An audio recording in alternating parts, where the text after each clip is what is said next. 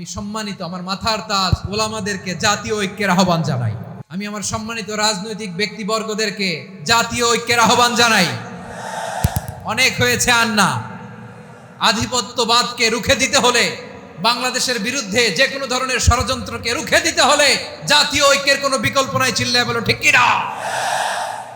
আমরা নামাজ কায়েম করতে চাই। জামাত ইসলাম এই কথার উপর একমত আছে না নাই? নামাজ কায়েম হোক, একমত না জামাত ইসলাম? হেফাজত একমত না? ইসলামী আন্দোলন একমত না? তাবলীগের ভাইয়েরা একমত না? পীরের মুরিদেরা একমত না? আপামর তাওহীদি মুসলিম জনতা একমত না? তাহলে নামাজ কায়েম করতে হবে।